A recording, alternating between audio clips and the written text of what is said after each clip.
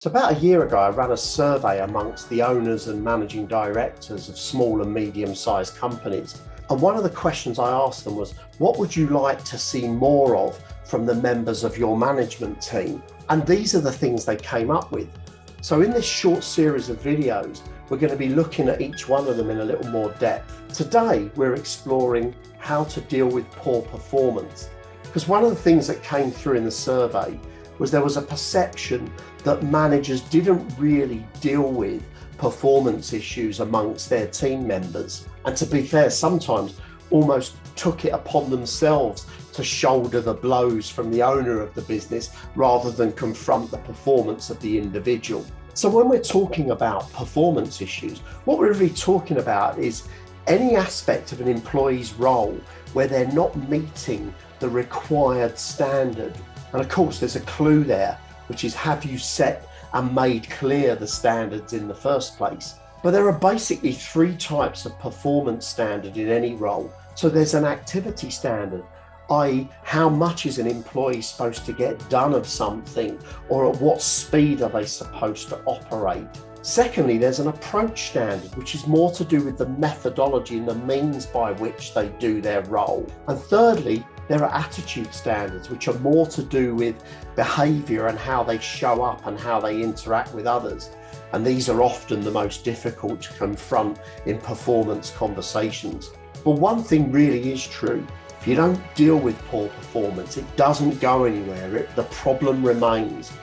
So if you're not going to deal with it with the employee, then it's going to stay in your bag. Because one of the things I teach on my leadership program is, one of your employees isn't performing, that's your problem. Well, there's a reason why we have a tendency to avoid or defer these types of conversations, and that's because they feel uncomfortable.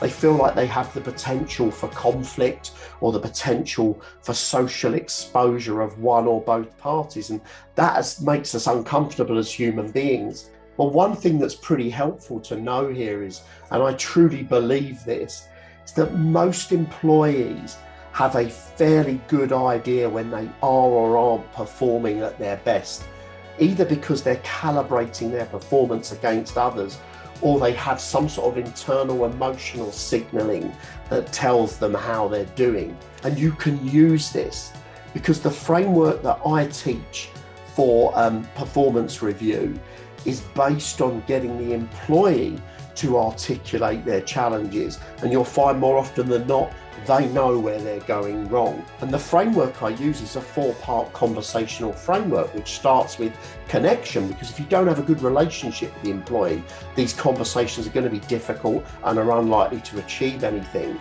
The second element of the framework is understanding. So I put the focus and the spotlight onto listening to the employee, listening about how they think they're doing, because then I can work out whether they kind of know where they're not performing or whether I need to point it at them. And the third element is then the communication, where I can then communicate my perspectives and my observations and bring that in to the conversation along with theirs, so that we can frame a mutual set of agreed actions to move ourselves forward and to correct the deficit in performance where it exists. So if you try putting the focus on listening in performance reviews rather than communicating the deficit, you'll find one or two things happen. Number one is you'll find out that in most cases, employees are more than aware of where they are and aren't performing. And you may also get to learn a little bit about the why they think they're not performing. But also you get someone who's far more committed to taking corrective action around the performance deficit that they're demonstrating.